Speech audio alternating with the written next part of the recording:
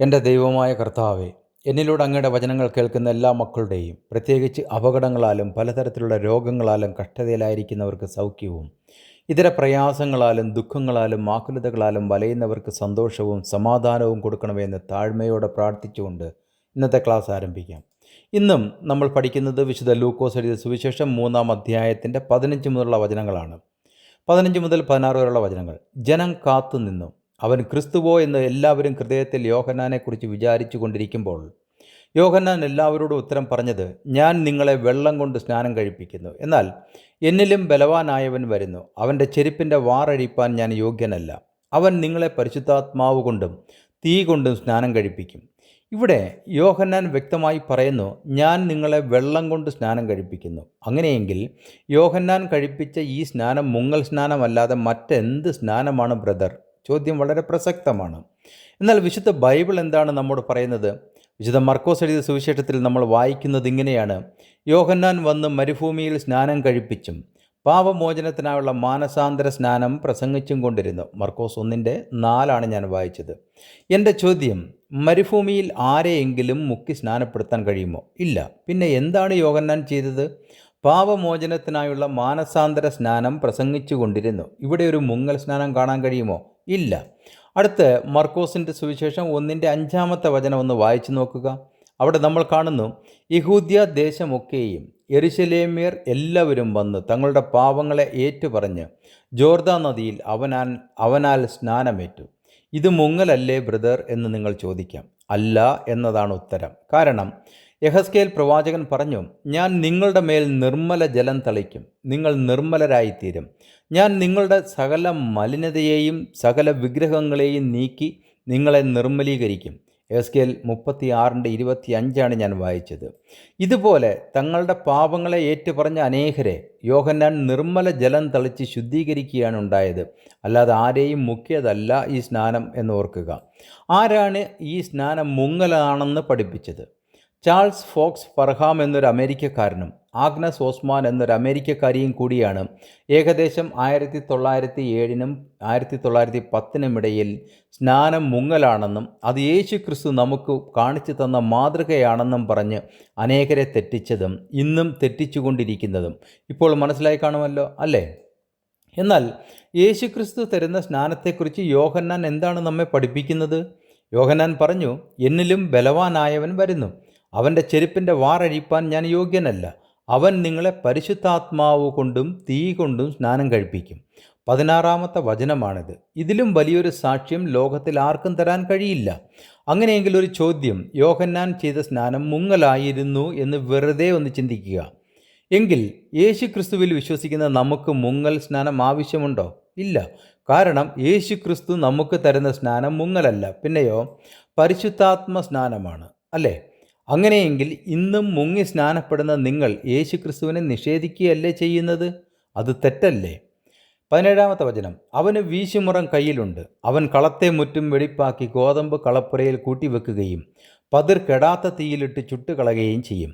യോഹന്നാൻ ഇതൊരു ഉപമയായിട്ടാണ് പറയുന്നത്.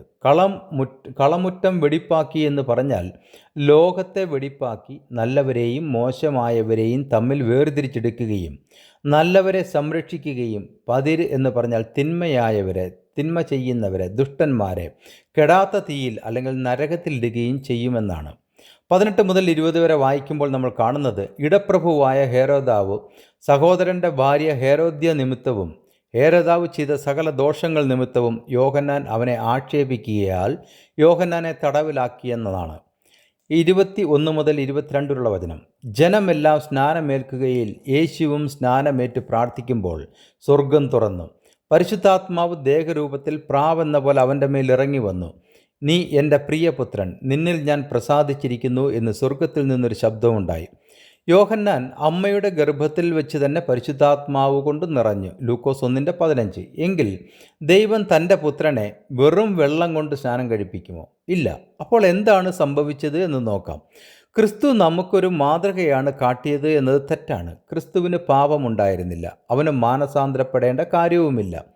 ക്രിസ്തുവിൻ്റെ മരണം തന്നെ ഒരു സ്നാനമായിരുന്നു. യേശു അവരോട്, ഞാൻ കുടിക്കുന്ന പാനപാത്രം നിങ്ങൾ കുടിക്കുകയും ഞാൻ ഏൽക്കുന്ന സ്നാനം ഏൽക്കുകയും ചെയ്യും നിശ്ചയം. മർക്കോസ് 10:39 ഞാൻ വായിച്ചത്. യാക്കോബിനോടും യോഹന്നാനോടും യേശുക്രിസ്തുവിൻ്റെയും അവൻ്റെ മരണത്തെയും കുറിച്ചാണ് പറഞ്ഞത്. ക്രിസ്തു യോഹന്നാനാൽ തൻ്റെ പൗരോഹിത്യ പദവി സ്വീകരിക്കുകയാണ് സത്യത്തിലുണ്ടായത്. മാത്രമല്ല, പുരോഹിതന് മാത്രമേ സഭയെ വിളിക്കാൻ അധികാരമുള്ളൂ. പൗരോഹിത്യ പദവി നൽകുന്നവൻ പരിശുദ്ധാത്മ നിറവുള്ളവനായിരിക്കേണ്ടത് ആവശ്യമായിരുന്നു. അതുകൊണ്ട് യോഹന്നാൻ ഗർഭത്തിൽ വെച്ച് പരിശുദ്ധാത്മാവിനാൽ നിറയപ്പെട്ടിരുന്നു എന്ന് നമ്മൾ മുകളിൽ കണ്ടതാണ്. പൗരോഹിത്യ സ്വീകരണത്തെക്കുറിച്ച് പഴയ നിയമം എന്താണ് പറയുന്നത് എന്ന് നോക്കാം. സംഖ്യാപുസ്തകം 4:1-3 വരെ. യഹോവ പിന്നെയും മോശയോടും അഹരോനോടും അരുളിച്ചെയ്തത്, ലേവ്യരിൽ വെച്ച് കഹാത്യരിൽ 30 വയസ്സ് മുതൽ 50 വയസ്സുവരെ ഉള്ളവരായി സമാഗമന കൂടാരത്തിൽ വേല ചെയ്യുവാൻ സേവയിൽ പ്രവേശിക്കുന്ന എല്ലാവരെയും കുടുംബം കുടുംബമായും കുലം കുലമായും എണ്ണി തുകയെടുപ്പിൻ. എത്ര വയസ്സാണ് പൗരോഹിത്യം സ്വീകരിക്കാൻ വേണ്ടത്? 30 വയസ്സ് മുതൽ പ്രായമുള്ളവരെയാണ് പൗരോഹിത്യ ശുശ്രൂഷയ്ക്കായി തിരഞ്ഞെടുക്കുക. യേശു തൻ്റെ പൗരോഹിത്യം സ്വീകരിക്കുമ്പോൾ ഏകദേശം 30 വയസ്സായിരുന്നു എന്ന് നമ്മൾ ഈ സുവിശേഷത്തിൽ കാണുന്നു. യേശുവിന് താൻ പ്രവൃത്തി ആരംഭിക്കുമ്പോൾ ഏകദേശം 30 വയസ്സായിരുന്നു. ലൂക്കോസ് 3:23 ഞാൻ വായിച്ചത്. ഇവിടെ സ്നാനമേറ്റപ്പോൾ എന്നല്ല, പ്രവൃത്തി ആരംഭിക്കുമ്പോൾ എന്നാണ് പറയുന്നത്. അതിനർത്ഥം യേശു സ്വീകരിച്ചത് പൗരോഹിത്യമായിരുന്നു എന്ന് വ്യക്തമാണ്. സ്നാനത്തിന് ഇവിടെ ഒരു സ്ഥാനവും കൊടുക്കുന്നില്ല. പിന്നെയോ പ്രവൃത്തിക്കാണ് പ്രസക്തി കൊടുക്കുന്നത്. ബൈബിൾ നമ്മെ പഠിപ്പിക്കുന്നത് 2 സ്നാനത്തെക്കുറിച്ചാണ്. ഒന്നാമത്തേത് സഭയോട് ചേരുന്ന സ്നാനം. രണ്ടാമത്തെ സ്നാനം കർത്താവാം യേശുക്രിസ്തുവിലൂടെ നമുക്ക് വിശുദ്ധരായവർക്ക് ലഭിക്കുന്ന രക്ഷയുടെ അടയാളമായ പരിശുദ്ധാത്മ സ്നാനമാണ്. വിശുദ്ധ മത്തായി 3:11, മർക്കോസ് 1:8 ഈ ഭാഗങ്ങളിലെല്ലാം നമ്മളിത് കാണുന്നു. ഇന്ന് പുരോഹിതനായി അഭിഷേകം ചെയ്യുന്നത് എങ്ങനെയെന്ന് നോക്കാം. ഇനി പുരോഹിതനായി അഭിഷേകം ചെയ്യുന്നത് എങ്ങനെയെന്ന് നോക്കാം. സംഖ്യാപുസ്തകം 8:6-7 വരെ.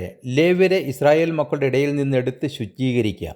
അവരെ ശുചീകരിക്കേണ്ടതിന് ഇങ്ങനെ ചെയ്യണം: പാപപരിഹാര ജലം അവരുടെ മേൽ തളിക്കണം.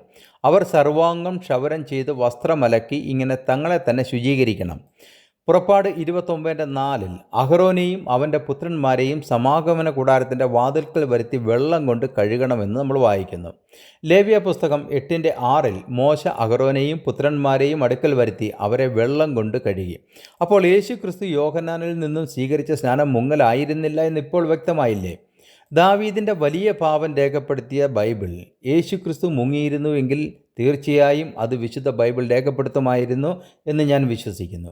എന്താണ് മുങ്ങൽ? ഒറ്റ വാക്കിൽ പറയാം, മുങ്ങൽ എന്നതൊരു കൂട്ടായ്മയുടെ വെറും ആചാരം മാത്രമാണ്. വിശുദ്ധ ബൈബിളിൻ്റെ പഠിപ്പിക്കലല്ല എന്ന് താഴ്മയായി പറയട്ടെ. യേശു സ്നാനമേറ്റ ഉടനെ വെള്ളത്തിൽ നിന്ന് കയറി. അപ്പോൾ സ്വർഗം തുറന്നു. ദൈവാത്മാവ് പ്രാവെന്ന പോലെ ഇറങ്ങി തൻ്റെ മേൽ വരുന്നത് അവൻ കണ്ടു. ഇവൻ എൻ്റെ പ്രിയപുത്രൻ, ഇവനിൽ ഞാൻ പ്രസാദിച്ചിരിക്കുന്നു എന്ന് സ്വർഗത്തിൽ നിന്നൊരു ശബ്ദവുമുണ്ടായി. മത്തായി 3:16-17 വരെയാണ് ഞാൻ വായിച്ചത്. യേശു ആത്മാവ് എന്ന പുതുവസ്ത്രം ധരിക്കുന്നു. പാപം അറിയാത്തവനെ നാം അവനിൽ ദൈവത്തിൻ്റെ നീതിയാകേണ്ടതിന് അവൻ നമുക്ക് വേണ്ടി പാപമാക്കി. 2 കൊരിന്ത്യർ 5:21 ഞാൻ വായിച്ചത്. യേശുക്രിസ്തുവിൽ പാപമുണ്ടായിരുന്നില്ല, എന്നാലോ നമ്മുടെ പാപങ്ങൾ അവൻ്റെ മേലിടുകയാണ് ഉണ്ടായത്. നമ്മൾ ക്രിസ്തുവിലാകുന്നത് പരിശുദ്ധാത്മ സ്നാനത്താൽ കൂടി മാത്രമാണ്. അല്ലാതെ വെറും വായ് കൊണ്ട് ഏറ്റുപറയുകയും ഹൃദയത്തിൽ വിശ്വാസമില്ലാതിരിക്കുകയും വെള്ളത്തിൽ മുങ്ങുകയും ചെയ്താൽ നമ്മളിൽ പരിശുദ്ധാത്മാവ് നിറയില്ല. എന്തിനാണ് ഇങ്ങനെയൊരു മുങ്ങൽ ക്രിസ്തീയ കുളത്തിൽ പ്രചരിപ്പിക്കുന്നത് എന്ന് ചോദിച്ചാൽ അതാണ് സാത്താൻ്റെ പ്രവൃത്തി. വിശ്വാസികളെ തെറ്റിക്കുക എന്ന സാത്താൻ്റെ ദൗത്യമാണ് ഇതിനെല്ലാം കാരണം. 23 മുതൽ 28 വരെ വംശാവലിയാണ് നമ്മൾ കാണുന്നത്. വിശുദ്ധ മത്തായി 1 പറയുന്ന വംശാവലിയും വിശുദ്ധ ലൂക്കോസ് 3 പറയുന്ന വംശാവലിയും തമ്മിലുള്ള വ്യത്യാസം എന്താണ്? പ്രധാന വ്യത്യാസങ്ങൾ: മത്തായി 1 അബ്രഹാമിൽ നിന്ന് ആരംഭിച്ച് യേശുവിൽ വന്ന് അവസാനിക്കുന്നു. ലൂക്കോസ് 3 പറയുന്ന വംശാവലി യേശുവിൽ നിന്ന് ആരംഭിച്ച് പിന്നോട്ട് ആദാമിലേക്കാണ് പോകുന്നത്. അതായത് മത്തായി മുന്നോട്ട് രാജാക്കന്മാരുടെ നിരയായി വരുമ്പോൾ ലൂക്കോസ് പിന്നോട്ട് മനുഷ്യൻ്റെ രക്ഷയെ കാണിക്കുന്നു.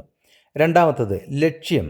മത്തായി യേശു യഹൂദന്മാരുടെ രാജാവാണെന്ന് കാണിക്കുന്നു. അതിനാൽ അബ്രഹാം, ദാവീദ് എന്നിവരിലൂടെ രാജവംശം ഊന്നി പറയുന്നു. ലൂക്കോസ് യേശു മുഴുവൻ മനുഷ്യരുടെയും രക്ഷകനാണെന്ന് തെളിയിക്കുന്നതിന് വേണ്ടി വംശാവലി ആദാം വരെ നീളുന്നു. മൂന്നാമത് മത്തായിയും ലൂക്കോസും വംശാവലിയിൽ ദാവീദ് വരെ ഒരുപോലെ പോകുന്നു. അതിനുശേഷം മത്തായി ദാവീദിൻ്റെ മകൻ ശലോമോനിലൂടെ രാജാക്കന്മാരുടെ ലിസ്റ്റിലേക്ക് മാറുന്നു. ലൂക്കോസ് ദാവീദിൻ്റെ മകൻ നാഥാൻ വഴി ആ വംശാവലി പിന്നോട്ട് പോകുന്നു. മറ്റൊരു രീതിയിൽ പറഞ്ഞാൽ രക്തബന്ധ വംശത്തെ നേരിട്ട് കാണിക്കുന്നു, അതായത് മറിയയുടെ വംശാവലി. ഇനി ഈ വംശാവലിയുടെ ഘടനയൊന്ന് നോക്കുക. മത്തായി 14 തലമുറകളായി വിഭജിച്ചുകൊണ്ടുള്ള ഒരു പട്ടികയാണ് തയ്യാറാക്കുന്നത്. എന്നാൽ ലൂക്കോസ് അങ്ങനെ ചെയ്യുന്നില്ല. ഇത് നിങ്ങൾ തന്നെ ഒന്ന് വായിക്കാൻ അപേക്ഷിക്കുന്നു. ഇന്നത്തെ ക്ലാസ് ഇവിടെ അവസാനിക്കുന്നു. അടുത്ത ക്ലാസ്സിൽ വീണ്ടും കാണുന്നതിനായി കർത്താവായ യേശു ക്രിസ്തു നമ്മെ ഏവരെയും ധാരാളമായി അനുഗ്രഹിക്കട്ടെ എന്ന് പ്രാർത്ഥിച്ചുകൊണ്ട് ബെഞ്ചമിൻ കോശി.